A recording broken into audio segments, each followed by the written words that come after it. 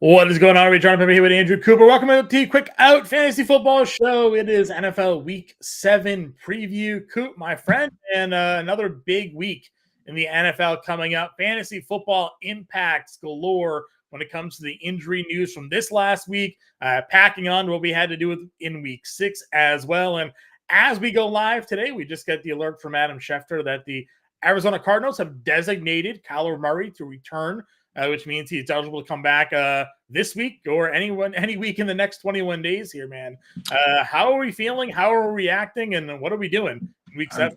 I mentioned to you before the show. Last night, I went out and I said to myself, okay, 14-team league. This is my big hometown league. Even analysts like us, we do all these different, charity leagues and Scott Fish Bowls and all that. The league that's still most important to me is my big hometown league. And it's a pretty decent buy-in, 14 teams. I lost Anthony Richardson. I had originally drafted Richardson and Goff, dropped Goff. Somebody else grabbed him. I needed to make a move. I dropped $31 on Kyler Murray. And I didn't know he was going to be activated. I just knew that the rumors were that he could come back, and I needed to make a big move. So I looked at Baker Mayfield in my spot, and I said, doing it. If he's out there right now, you got to go and add him wherever he's available. So right this very moment, while you're watching the show, pull your phone out, check and see if Kyler Murray's there and get him added. Because if you go back and look, I did it this offseason. I went in and sorted all-time quarterbacks by fantasy points per game in their career, and Kyler Murray is top 5.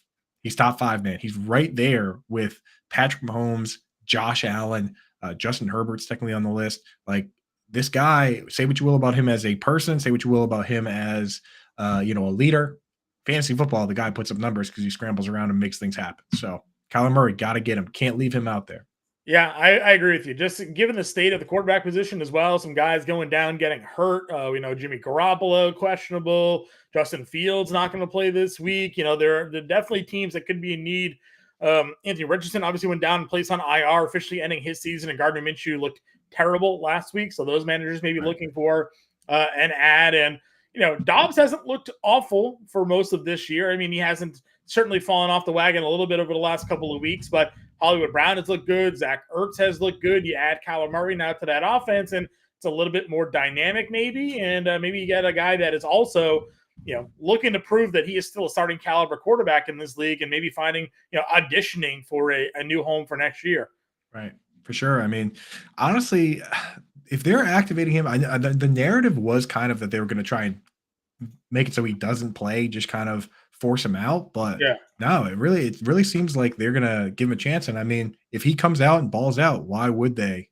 The trade line's also a couple of weeks away. So this could maybe they could be a 1 or 2 week audition if they do play him right away, to open up the trade market, see if there's a team out there that wants to make a move, that potentially needs to find themselves in contention or maybe just outside contention, and want to go in that direction. So that's the big news as we come on the show today. But obviously we had some other big news today.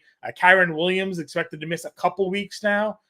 Could come back after the team's bye week after he ran all over Arizona last week. Had second half numbers. It was like 18 for 150 or something insane. We know CMC and Deebo Samuel both expected to miss some time, but not considered long-term injuries. Trevor Lawrence is likely to play on Thursday, but still questionable with his injury. Jimmy Garoppolo is questionable. Justin Fields is doubtful. We know David Montgomery, for the second time this year, is expected to have a multi-week injury here. So fire up your Craig Reynolds shares, because we know they're not going to give the load to Jahmyr Gibbs. Deshaun Watson potentially could return this week against the Colts. Cardinals running back situation last week threw a lot of people for a loop, Damian Williams being a thing. And then yesterday, the big news was Julio Jones is back in the NFL, signing with the Eagles.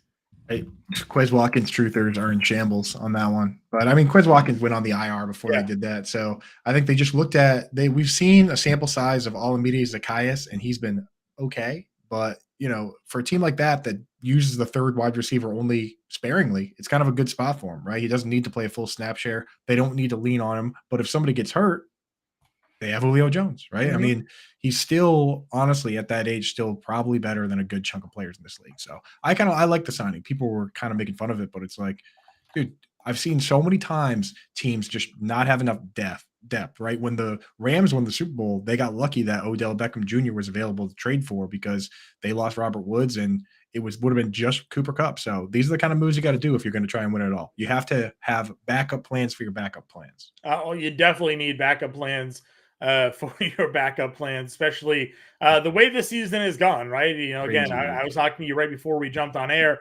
I did an auction league where I did the bully spend up early. I got Christian McCaffrey and Justin Jefferson, spent a lot of my money in that league, and then got some cheaper players later, nailing Devin Achane. And all of a sudden now, weeks 2, 3, 4, I'm rolling. Now all three of them, two of them are on the IR. McCaffrey's going to be at least a multi-week loss, and now you're scrambling, trying to figure out where you're going to go. So we got a lot to get to here today. Again, we got to break down this week's slate. We see your questions in chat. Certainly appreciate you guys, Toronto Dave, Rex, Albert, Chris, Victor, all in the chat here. We'll answer your questions as we jump through our game previews here. So let's get it kicked off.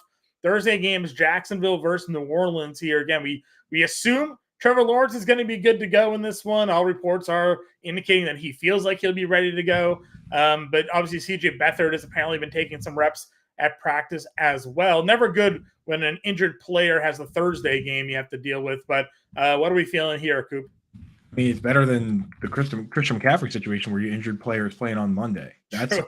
And that's been every week, I feel like, with these high-end backs. I mean, for this game, what I want to see is what Chris Olave looks like, because I'm a little bit worried about this toe situation. And with him, it's not real. I mean, you look at the way Michael Thomas has been playing pretty good. Rashid Shaheed played his biggest snap share yet last week. So it's not really a situation where it's just Olave and nobody else, the way it is with some of these teams like Stephon Diggs. So I don't know if his toe doesn't look that great and he's not really crushing out there.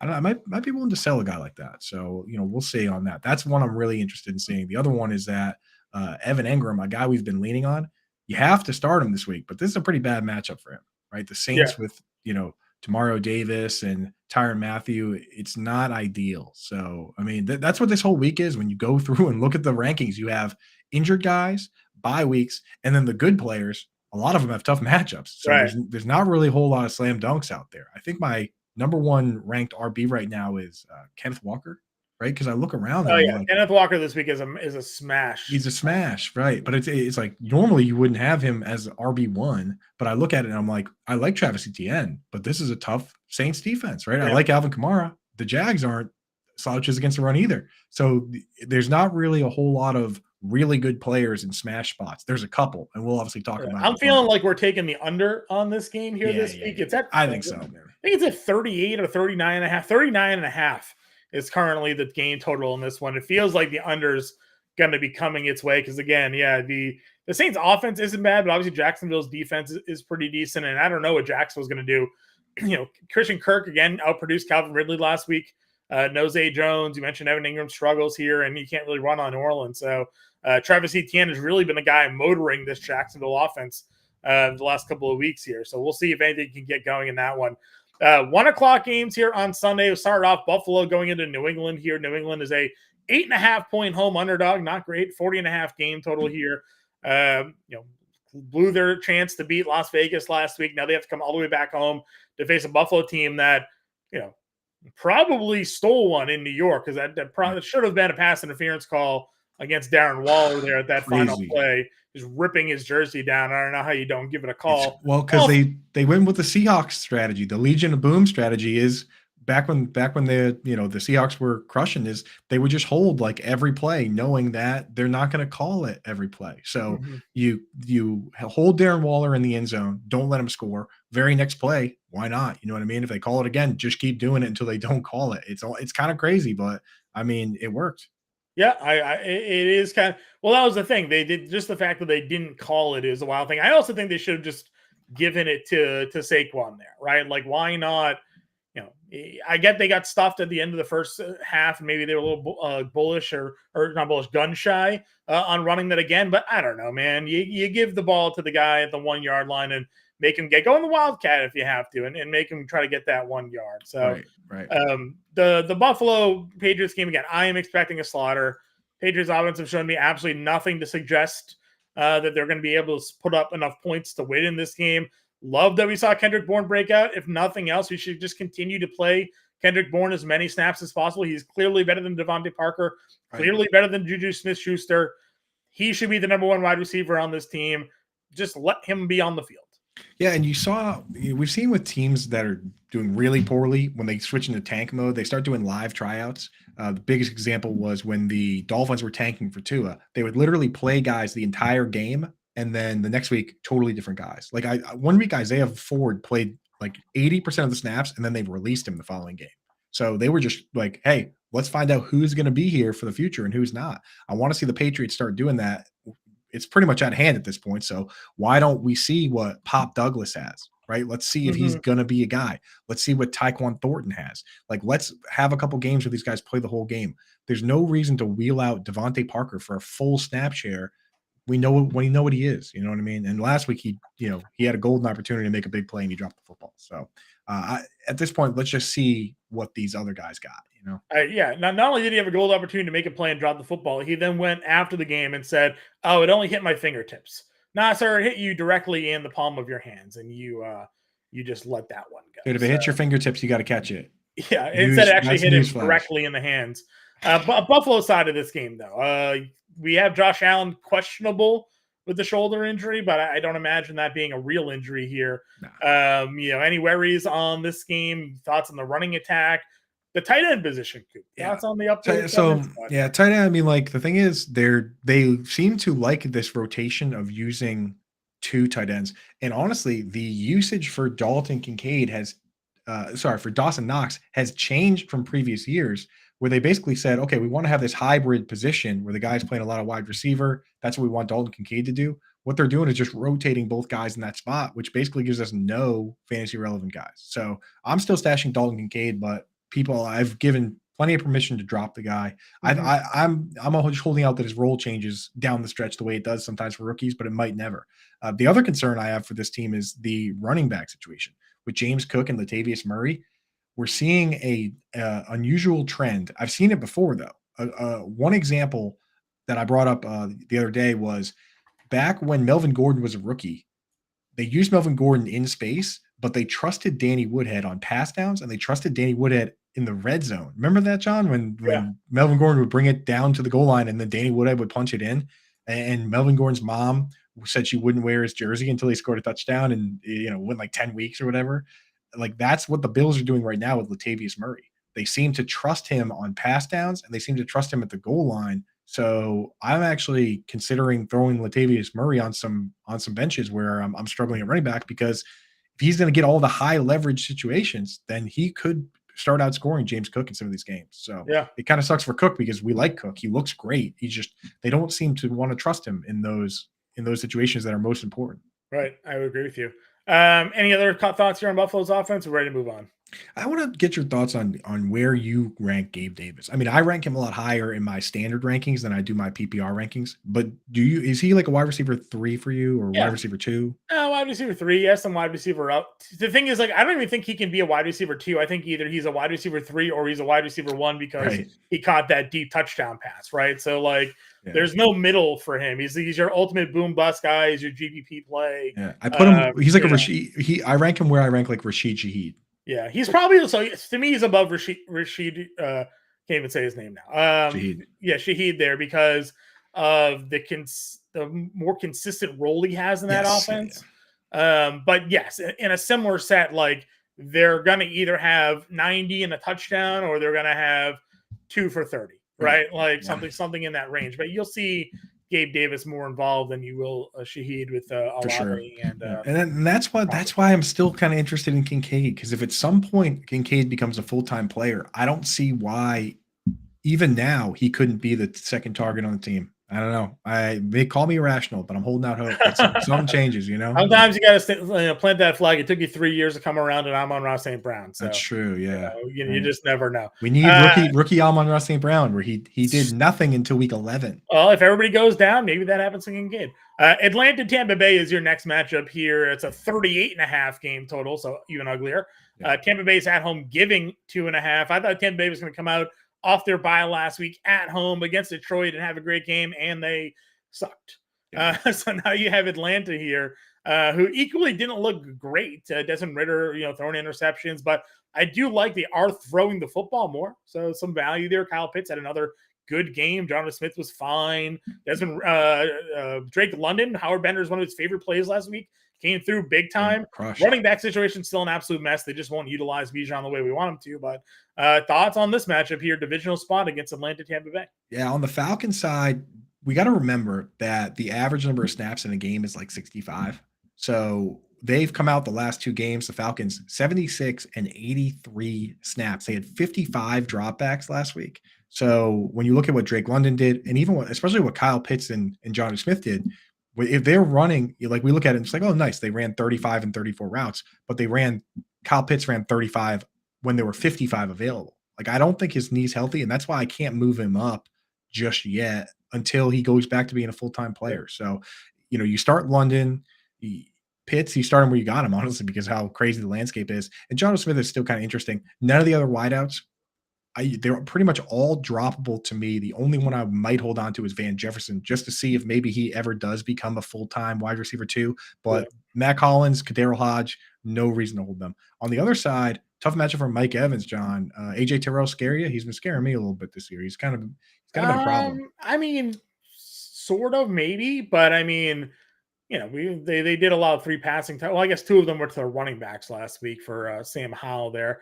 Yeah, I guess. I don't know. To me, Mike Evans is just kind of a different breed of man. It's like him and DK Metcalf. They just have the size and speed on a lot of these other cornerbacks. So, sure, tough matchup. It's more so, do you trust Baker Mayfield to be able to get him the football? I believe any ball generally thrown in the vicinity of Mike Evans, he'll come down with. So it's never really an issue where I'm worried about Mike Evans. Trey Palmer, last spot in the Dynasty League? Yes or no?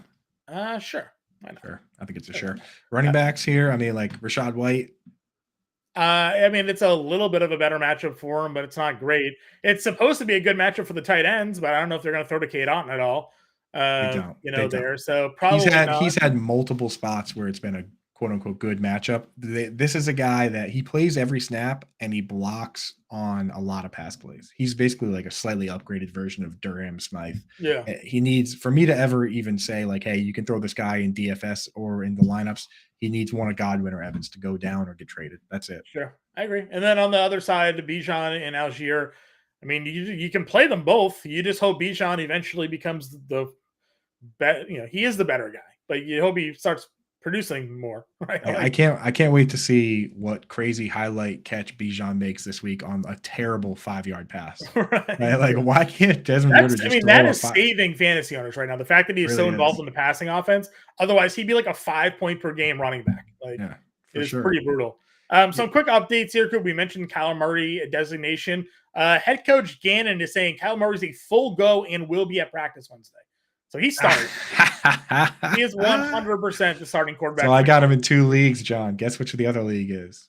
Is it ours? The one where you lost? Medford League. Yeah. Well, there you go. You got Kyler Murray, full go and will practice.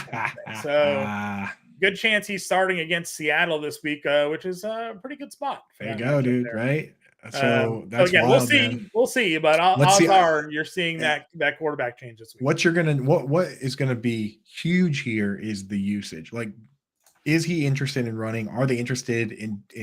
They never really honestly call up a lot of designed runs for Kyler anyway, because they know he's just gonna run it on the regular calls. I want to see what the usage is. I want to see, does he run? If he runs 3 or 4 times, then boy, it's gonna be he needs to move way up the rankings, right? I mean, I think they're going to have to utilize his mobility a little bit because their running back situation's a little beat up at the moment. Plus, what you get with Kyler Murray, we talk a lot, is he's a guy that they do run a lot of rollouts because he's so small. They kind of have to move him away from the offensive line and defensive line to get those clear throwing lanes. And oftentimes when they do those rollouts, it does create some lanes for him just to take off and run. So, listen, Kyler's a pretty interesting spot here. Guys, I see your questions in chat. We'll definitely hit them up. Let's hit them. Let's hit them. Let's clear the deck right now. Well, we'll hit Rex's first because he wants to talk about Kyler Murray. Is he back soon? Are we seriously investing in him? As we talked about, we are. If you have a quarterback, situation on your hands, are you starting? I'll throw a couple names out here, Coop. Let me know. Are you starting Kyler Murray this week? Assuming he is starting, over Baker No, Mayfield. you're the quarterback guy. I'm throwing the names at Okay, you. then throw the names You're to the me. I'll quarterback channel you the whisperer, bro. question, You're throwing but names at sure. me. You throw names Well, to me. I will answer that first because one. you just did the rankings, Scoop. So I did do the rankings, and I will answer that first question because I do have those are my two quarterbacks in my That's why big I league, asked. right? Yeah, Yeah. So if Kyler Murray's playing, I'm going to start him over Baker. Baker's kind of Okay. hurt himself. I'm a little worried about that. Sure. He's been kind of shook up. So yeah, got to get the mobile QB in there. But yeah, let me throw a few at here. Kyler, would you start Kyler Murray or would you start Derek Carr? See what I'm saying? I would probably start Kyler Murray, but that's a Thursday game. So I'd have to get confirmation that he's going to for sure playing. Yeah. Would you start Kyler Murray or would you start Jordan Love? Ooh, I love just a great spot for Jordan Love this week. It is. The only thing going against him is that they're on the road in Denver, but they're coming off of a bye against the worst defense in football. But would you start? Yeah. I think I lean Kyler Murray. I think I do. Yeah. Would you start Kyler Murray or Kirk Cousins against San Francisco? Probably Kyler. That's what I'm saying. Okay, and now we can get the Twitch glasses out for TD Sizzle's question in the chat, because TD Sizzle asks, should I drop Kirk Cousins for Jordan Love? Kind of arbitrate the whole situation here.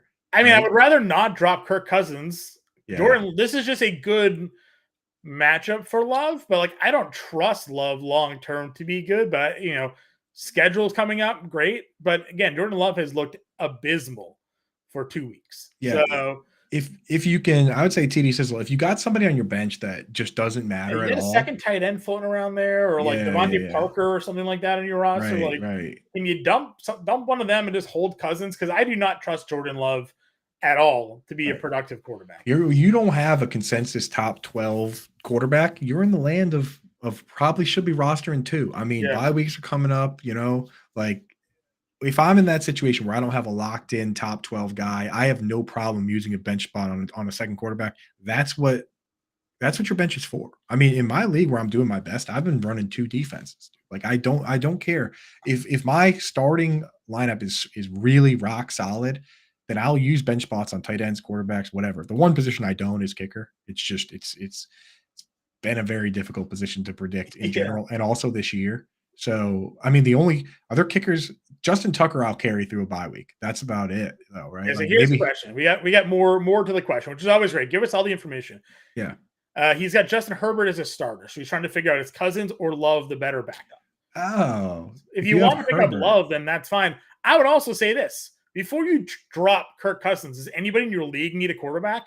Can you make a trade to somebody that might need a quarterback? Somebody just lost Anthony Richardson to starting Gardner Minshew. May want Kirk Cousins. So, go look in your league, because Kirk Cousins is a weekly startable quarterback in fantasy football right now. So, go look around your league. If you're comfortable with Love as your QB2 because you're starting Herbert every week, which you should be for sure, try to trade Kirk Cousins first. See if you can improve another position like tight end. If Schultz and Kmet is what you're going week to week with your tight end spot, go see if you can package, Dalton Schultz and Kirk Cousins for a tight end, because Schultz has found the end zone back-to-back weeks, right? Sell high on Dalton Schultz here, maybe. I don't know. Yeah, for sure. Tight end guy, but no, that's what I would do too. And the thing is, if you have Justin Herbert and he already had his bye week, that's a situation where I probably don't roster. You don't even need a second quarterback, right? I think you're good on quarterback. You don't really need to have Jordan Love.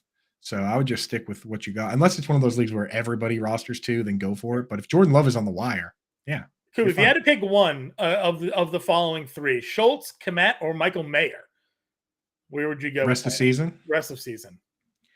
I'd probably go with Cole Kmet, man. Okay. The thing is, he's been getting the targets. This week, he finally played a full snap share. He played 90-something%, 94% of the snaps, which he hasn't done since week 1.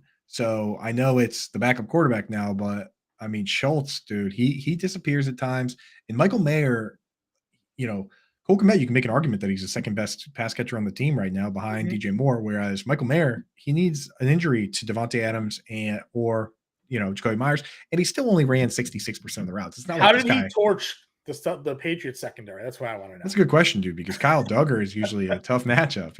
Listen, we obviously, our guy Jake Booty said that we were all in on Jake Butt rather was all in on Sam Laporta. But a lot of people thought Michael Mayer was the top tight end to come out of that draft class. And then the Raiders just had him blocked for 5 weeks. Yeah. The problem there was like, if we were ranking tight ends for NFL quality tight ends, Michael Mayer might have been my number one because he's a great blocker. You know what I mean? But if we're talking about fantasy football, you couldn't rank him. Mayer was supposed to be an elite pass catcher. He is, but he's elite in a different. Put it this way: if you were to take the blocking away, his pass catching is not on par with Laporta and Kincaid. Even honestly, he's there, but he's there in like a down the seam type way. Sure. You know? Okay. Yeah, like I said, I know that this is his big breakout week. He got a little bit more momentum last week, 2 weeks ago, obviously, against the Packers. Right. He started seeing some looks and then kind of blew up. This is the first step. There's 3 steps. There's passing the incumbent, which is very difficult. Doesn't happen very often. I mean, Cole Kmet took a few games to get ahead of Jimmy Graham his rookie year, right? So he's now passed Austin Hooper. Step 1, complete. Step 2 is full-time player, where he's still not there yet. He still rotates with Austin Hooper. Sometimes we need him to get up to 80%, 90% snap share with running. You can't run 2/3 of the routes. You know what I mean, John? Yeah. So once he gets there, now he's got high-end tight end 2, back-end tight end 1 is his upside. Then one injury to a wide receiver, and now he actually has legitimate top 5 upside. Sure. Real. Sure. So that's the path. Let's go to our next game here. Browns Colts. Where are we on this one here? Yeah, the Browns defense, man, has been so good, man. Myles Garrett has been ridiculous, dude. Ridiculously difficult to stop. And this Browns defense, through their 5 games, because they already had a bye week, they've let out like just over 1,000 total yards, which is historically great. So I'm not really loving the situation for Jonathan Taylor or Zach Moss. I'm willing to start Michael Pittman, and I'm willing to start Josh Downs in deeper leagues. I need an update on Alec Pierce's shoulder, but if he's out, now Josh Downs is a full-time player. Last week he played like every snap. He looked pretty good. So I'm feeling good about that. There's not really a tight end on the Colts you can start now because they rotate. Jelani Wood's a guy I'm stashing, though. Sure. Jelani Wood's, stashing somewhere. John, for you, it's officially Jonathan Taylor is now ranked ahead of Zach Moss, right? Yeah, I think so. Again, this is not the week to want them. Yeah, I think Taylor's the running back that continued to play. They said they'd increase his workload, made some plays in the passing game. He's the leading rusher. So, yes. But, again, this week, obviously in seasonal, you kind of have to play them because you have them. But in DFS, I am a full fade on this Colts offense. I am playing the Browns defense in a lot of leagues. Right. Yep. I feel that. And then on the Browns side, Watson is supposed to be potentially returning this week, which, I think is good. But as we saw last week, PJ Walker did perfectly fine throwing the football to Amari Cooper and David Njoku. So, that don't necessarily need Deshaun Watson for those two to be valuable pass catchers in an offense, apparently. No, yeah. I mean, just the whole Watson thing is crazy. The fact that he's disagreeing with their medical staff. Yeah, it's like Kawhi Leonard.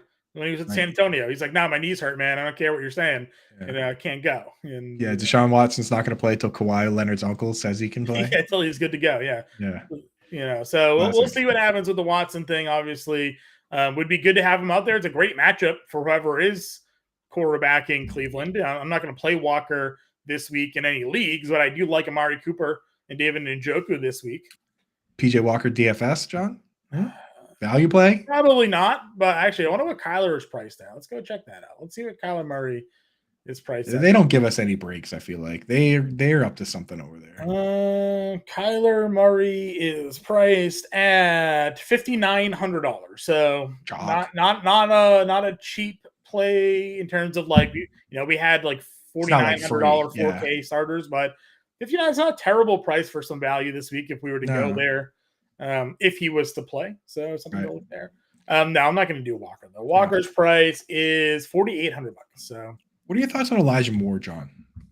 He's a difficult player. He's a very difficult player to rank. I don't have any. I've never rostered him this year or anything. I mean, the targets have been nice.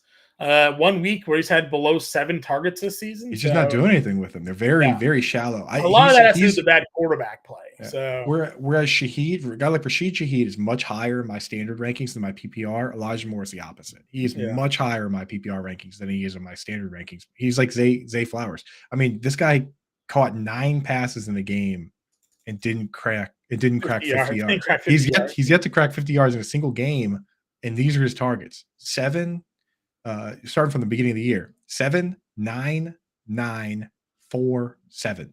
So 7 targets in all these games, yet to crack 50 yards. So he's basically a PPR specialist. Play him on DraftKings if you're going to play him.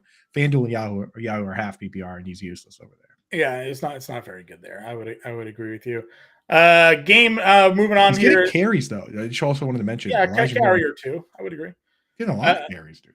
What are your thoughts on Jerome Ford? I don't think he's all that good, but he broke out again last week, had a big run, kind of helped save his fantasy production there, 22-yarder. Other than that, he was kind of getting stuffed all day by San Francisco here. But Indy did lose their starting nose tackle to a PED suspension. So, could be a little bit weaker in the middle here. Do you play Jerome Ford this week? I mean, buddy, I'm not sure if you looked around, but there's not much else to play. I mean, you can't rank 24 running backs over Jerome Ford. And every one of my leagues has at least 2 running back spots and a flex. Like if you have Jerome Ford, it's very different. I mean, like look at some of these teams, dude. The Cardinals do not have a guy you could rank over Jerome Ford. Like half the teams, it's like weird split backfields. Would you start Jerome Ford or would you start Jonathan Taylor or Zach Moss?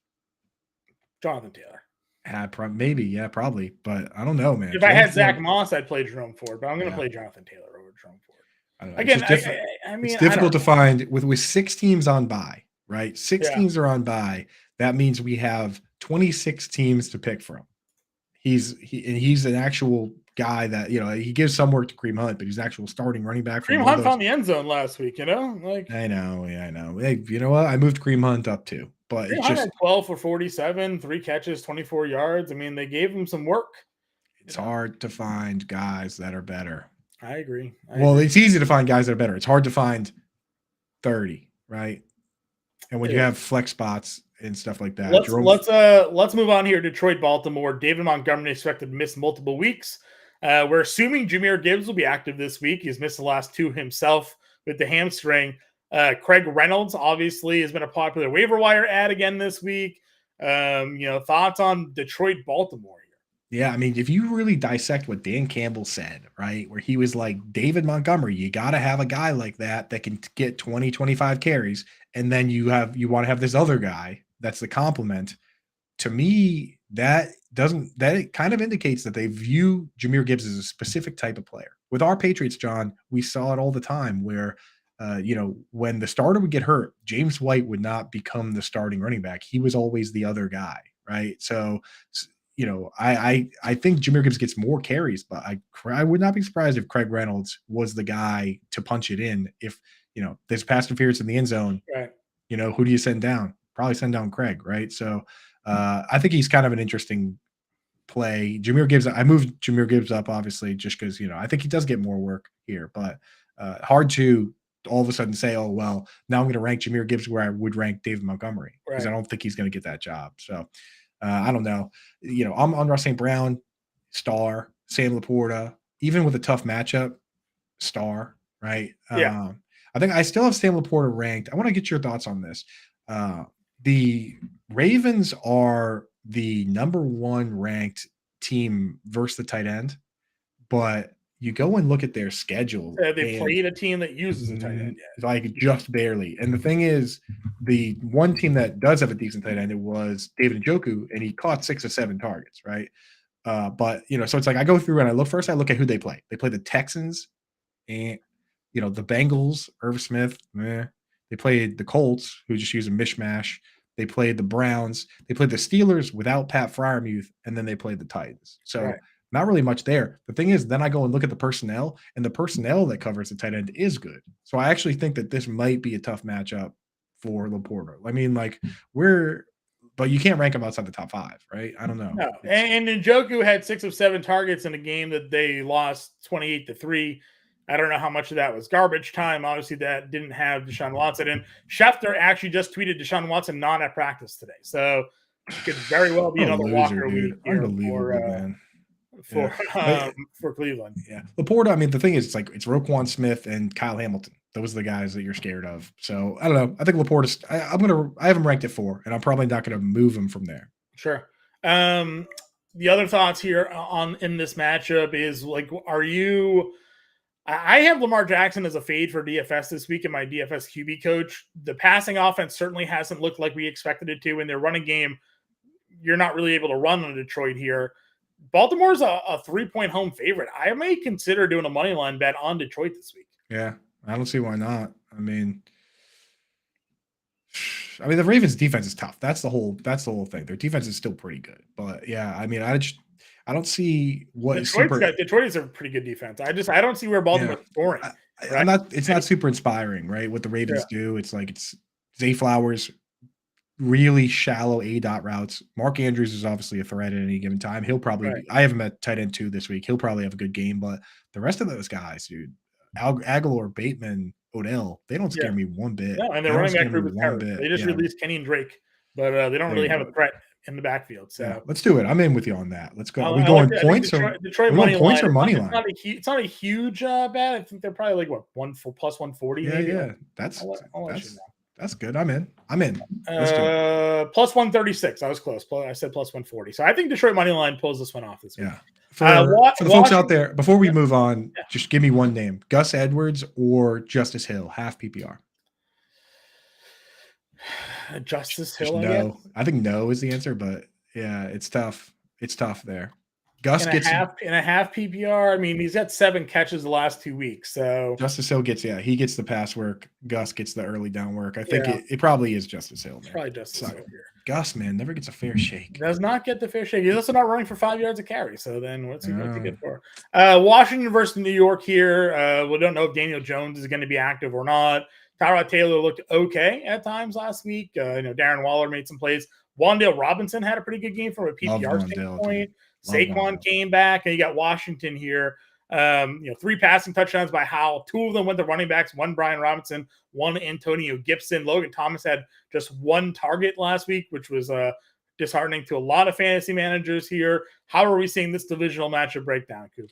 Telling you, Wan'Dale Robinson, I think the week before last was going to be his coming out party, and then he got a concussion, had to leave the game. Last week, came out, had to play with Tyrod instead of the starting quarterback, but decent targets. Like Wan'Dale's a guy I'm trying to make sure he's not on waivers in any of my leagues. Not on waivers in a single one. That's where I'm at with Wan'Dale Robinson. Like there's too many guys like Jahan Dotson that I'm just done with. He's our new Sterling Shepard. Right. So yeah, don't you say that. Don't you say that. Just saying. But yes, I got to get him in certain spots. I mean, Darren Waller, he's still for me a guy hard to not rank him top 5 or so because there's not much else out there. He plays at every snap. I mean, they went to him in the red zone when the game was on the line, back-to-back plays. So you're in there. And Saquon Barkley is another guy where I look at the running back landscape, and this week I got him ranked pretty high, easily top 10. So you're starting Saquon wherever you have him. Yep. On the Washington side, Logan Thomas, did you see the I saw you tweet out that they mentioned they wanted to get their wide receivers involved more, and then they threw the tight end once. The guy, the beat writer was like, he basically was like, do you actually want to throw it to Logan Thomas, or is it because you can't do anything else? That was essentially the gist of the question. And Eric Bieniemy rambled for 3 minutes, dude. He was just like, well, he literally didn't. He spent 3 minutes not even saying a damn thing, right? And then of course they come out and he, I don't know if he actually took it personally or whatever, but I mean, they didn't throw it to Logan Thomas. So I'm still on Logan Thomas just because of his usage, because of the playbook. I think he should be fine this week, but I mean, it's scary that they decided, hey, you know what?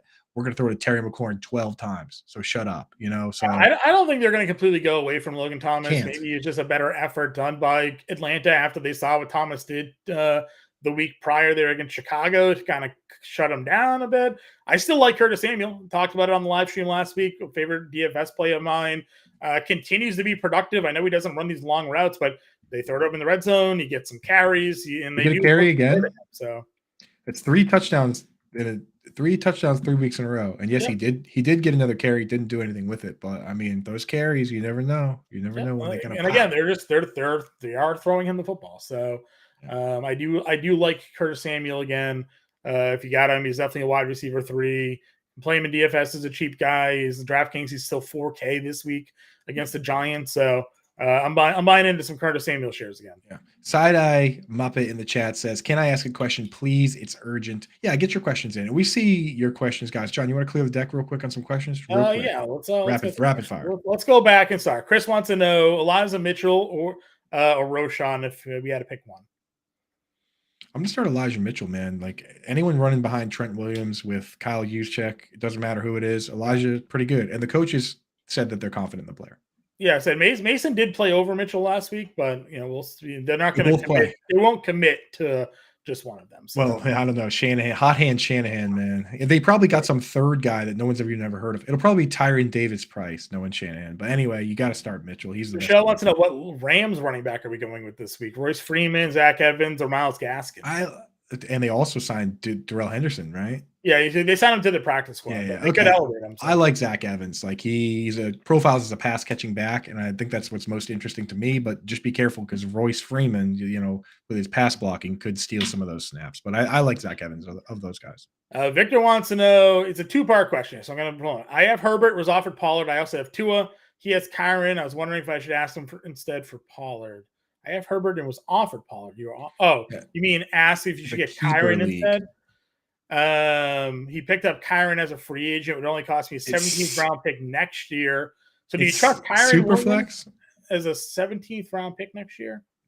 If it's not super flex, you do that trade immediately.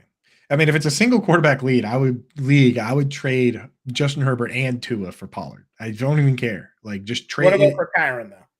For Kyron, that's a little. I mean, you have Tua. I would do Herbert for Pollard. I don't think I would pick up Kyron right now. Yeah, I would.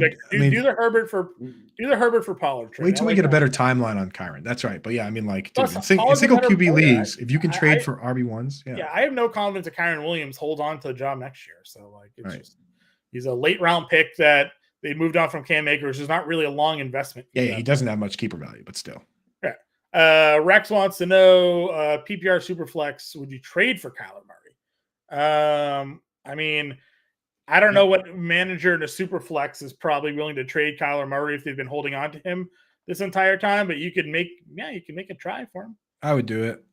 Yeah, I mean, definitely trade for him. But if I'm the manager, if I'm the guy that's been rostering Kyler Murray this entire year, he's now ready to play. I'm just going to trade him. I'm probably going to keep him. So yeah, and you can't trade. Like if Kyler Murray was fully healthy, he'd be like a first round pick in super flex leagues. Like you can't trade that kind of value for him. So make sure you're not going crazy. It'd be very difficult probably to acquire. Look at where Anthony Richardson was drafted in your league. Whatever that value is, you know what I mean? Like, because he's a complete. Last year, Scott Fishbowl, I drafted Kyle Murray in the first round. That's what I'm saying.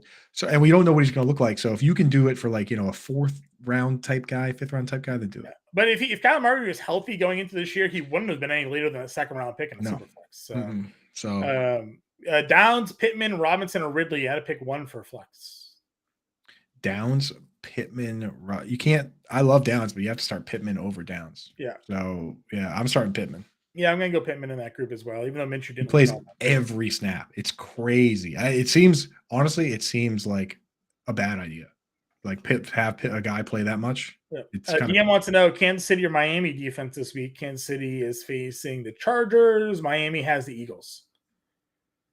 Or he can pick up Rams, Bucs, Colts, or Green Bay. I actually picked up Green Bay in a league this week, going up against Denver. But I would play the Rams probably against the Cardinals. I have the Rams ranked the highest of those. The Rams playing the Rams playing the Steelers. Yeah, play the Rams this week. That's where I would go this week here.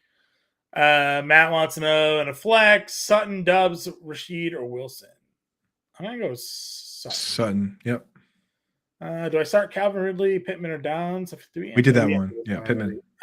Start Russ or Love. Pick up Love. Start Russ. Yeah, I'm gonna start Russ. Russ has been fine. Last week he had a bad week, but in general he's been okay. He's had a good yeah. Someone shared he has like comparable numbers to Patrick Mahomes until last week, and his interceptions last week were on tip balls. So kind of like last year he was like QB 15. Like he wasn't even like terrible last year. 3 for the season: Godwin, Thomas, London, Myers. If you drop one, Drop one. I might drop Michael Thomas. might have to. Even I might drop Michael. I would, in fact, even I'm like the biggest Michael Thomas fan. Routinely have him ranked the highest in this industry, and I would drop Michael Thomas. Those other guys are just awesome. You know, it's the other guys. Try not to drop. Getting way too many targets. Try to do a 2-for-1 trade. TD Sizzle. Yeah. Bro, TD Sizzle from Twitch gang. Forgot to put the Twitch glasses on for my boy Sizzle. Half PPR need one waiver ad. Ingram, Ahmed, McLaughlin, Mason, or Reynolds this week. Pick a running back, Coop.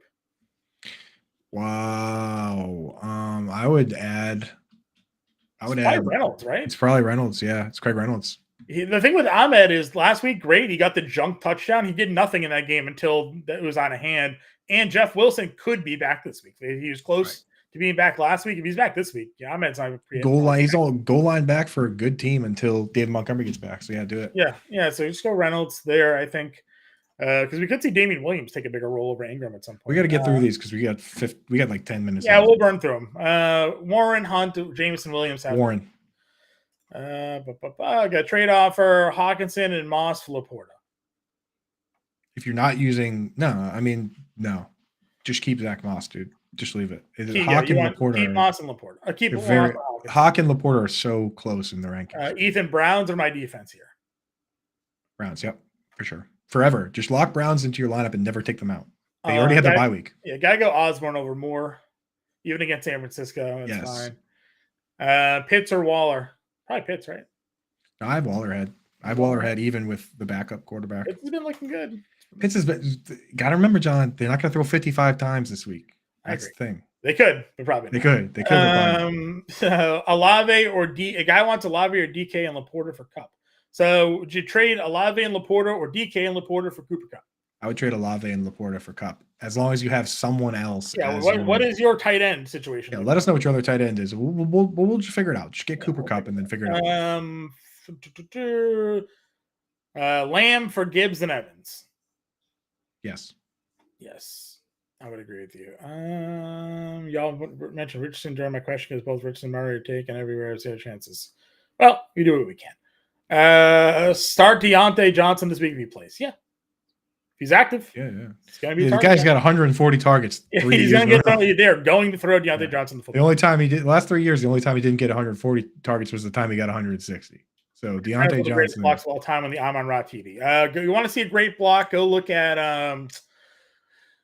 who's the wide receiver the Patriots got from the Cardinals that year? Was it also Michael? Oh my God, yeah, that was crazy. That block. I know you're talking about. Yeah, and he sprung Edelman on a ridiculous. That was crazy. Block there. Right? I think it was the guy the guy that kept getting DUIs. He kept falling asleep in his car. Yeah. It was Michael. I can't remember it now. Yeah. Or if you want to see another great block, look at the Durham Smythe on the Michael Floyd. Go Google Michael Floyd block. He absolutely leveled a Dolphins guy. If you want to see the worst block ever, watch Mike Gesicki try to block Max Crosby this week on the safety. That block was so bad because he whiffed on the chip, but then he took himself out of the route because I think Max was going to throw him the football after the chip. And he was on his ass on the ground. Yeah. He got in the way of the right tackle, got conked on the head, so he fell on the ground. And then Max Crosby had a free shot at Max. It was the worst block ever. All right, let's burn through the rest of these games here. We only got a couple left because it's a short slate this week. Arizona, Seattle, as we talked about, Seattle's a 7-point home favorite. But if Kyler Murray is now playing, that certainly opens some things up. I like Marquise Brown a lot. Like Zach Ertz still. Running back situation, Coop, we got to talk about it. Damian Williams, Keontae Ingram are the two we have to look at because obviously DeMarcado was not in the plans this week. I quietly still, in full PPR, I have DeMarcado ranked as the top guy.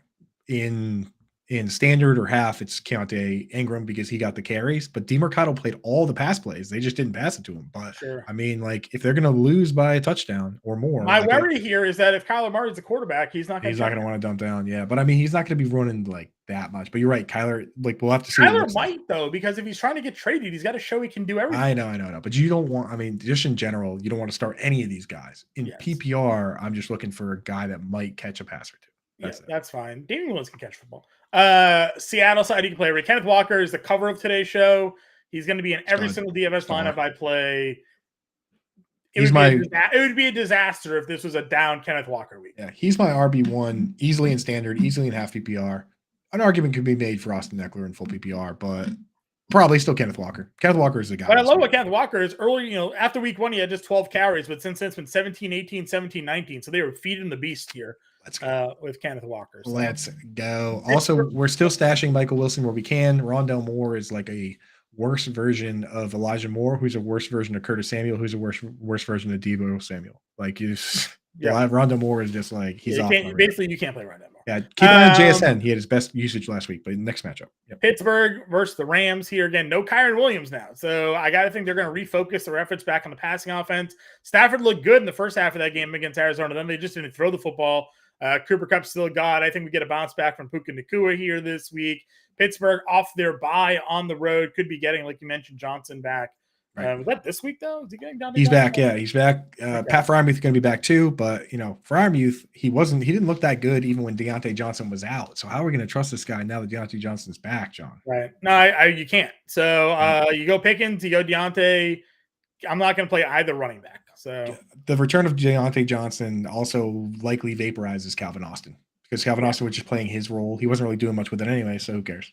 Right. Green Bay, Denver. Again, I think Jordan Love is in a great spot coming on. Last week was a or 2 weeks ago rather, was a very tough go for them. They have their matchup here now. I think we see a nice bounce back against a very bad Denver team who just can't get out of their own way at this point. No, yeah, they're kind of a disaster, man. But Aaron Jones going to come back this week. What do we got on Aaron Jones? Yeah, that's the word. The word is that Aaron Jones will be back. I mean, AJ Dillon was pretty bad. AJ Dillon is droppable, to be honest, because even when Aaron Jones is out, they use Patrick Taylor. So AJ Dillon is just not interested. I want to see how the targets shake out with everybody healthy and Calvin Watson at a full snap. Christian Watson. That's Calvin Austin. But yes, I would agree. Christian Watson had 7 targets, had 3 for 91 in week 5. Then they have their bye week, so reset, refresh, get everybody healthy. Now they go into Denver with a game plan, hopefully, for Jordan Love to be better off. So I'm in there. Denver side, running back was like a 3-man split. McLaughlin, Williams, and Pirine all played. Williams looked good, good-ish when he was out there. Thoughts of Denver here. Yeah, I mean, Pirine. I think they actually – so Jaleel McLaughlin led in snaps, followed by Javonte Williams. Then Pirine only played 9. So Pirine, I mean, I'm kind of out on him. I'm in on Javonte. Javonte I have ranked up top. But Jaleel McLaughlin, I wouldn't necessarily drop him just yet. I want to see what his role turns into. Greg Dulcich, dude, the Broncos came out. They were like, hey, we thought we waited long enough. We thought we were patient. Nope. Re-injured the hamstring after 11 snaps. So no tight end I'm worried about there. On the other side, I want to say that Luke Musgrave, this is actually kind of a tough matchup for him. The 2 good players on this Broncos defense right now are Josie Jewell and Justin Simmons, and they kind of cover the tight end. So not a great matchup for Musgrave. That's fine with me. Chargers. Marvin Mims. Next matchup here. Chiefs given 5.5, 47.5 game total. I love Isaiah Pacheco this week against the Chargers. I think he's going to be an absolute monster because for Kansas City, Travis Kelce's been great, but he's got a tough matchup against Derwin James. And then you're hoping Rashee Rice continues to ascend, but the rest of the wide receivers in Kansas City kind of suck. Right. Yeah. I mean, with Pacheco, I mean, there's no way he can be outside your top 10 running backs this week. He's in your lineup everywhere you have him, and DFS, I think.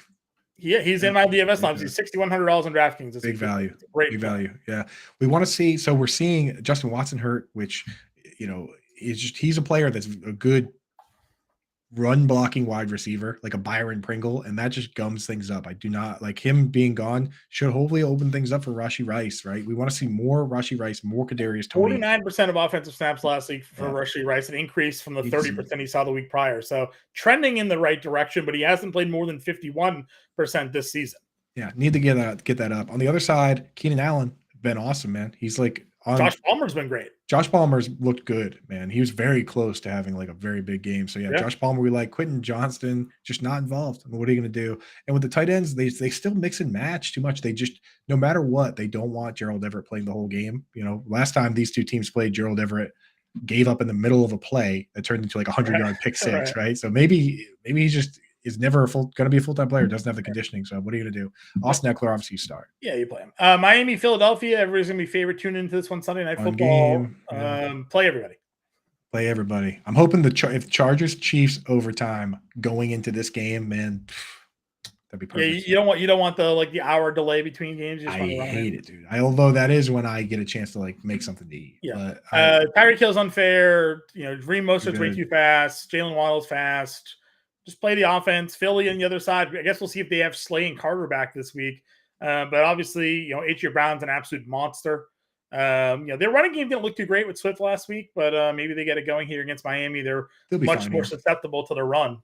Yeah, they'll be fine. I mean, this matchup's great because highly consolidated situations, you know exactly who you're starting, right? Like the Dolphins, I talked about on the Monday show, they had like 5 players that were all eligible to catch passes. Alec Ingold, Durham Smythe, Braxton Berrios, all these guys combined for 155 snaps and touched the ball 0 times. So like it's so good for fantasy football. And same with the Eagles. It's like it's AJ Brown, it's Devonta Smith, it's Dallas Goedert, it's the running backs, and who cares? Julio Jones is going to show up and do anything. So yep. All right, last team here. We got to get out, guys. I see your questions in chat. Just put the link in the chat. Alarm Fantasy Football is coming up next with Coop and Bender. They'll answer your trade questions, go over more of what's happening here, previewing Week 7. So do not leave the channel here. Click that link. Get ready for Alarm Fantasy Football coming up next. Coop, finish it off. 49ers, Minnesota 49ers, likely without Deebo Samuel and Christian McCaffrey. If you had to pick a running back of Jordan Mason or Elijah Mitchell to play this week, where are you going? It's Mitchell for me. I like the comments that we got from Shanahan where he's like, this has been the guy. We saw it with Keontae Ingram where DeMercado didn't take over the job just because Ingram was hurt, right? So just because Elijah Mitchell's been hurt doesn't mean he loses his spot in the pecking order. I think he's going to be the guy here. So Jordan Mason, he'll mix in too, but I have Mitchell ahead of Mason. Yep, that's fine by me. Minnesota side of things, thoughts on how the wide receiver shakedown broke out? Osborne looked good. Aston had the touchdown. What are you thinking? Just what we thought, man. Those 2 guys became the full-time players. Brandon Powell stepped up, and he's in the Addison role now, which is like a part-time role because they use CJ Ham, they use Josh Oliver. That's fine for me. You got 2 guys that we care about, and the tight end. That's it. Yep, full on there. So, guys, again, click that link in the chat. Get ready for Alarm Fantasy Football. Coming up next, Coop and I will be ready live Sunday morning from 11 to 12, answering all your start-set questions, getting you ready for the NFL Week 7 Sunday slate. We'll talk to everybody later. See you then.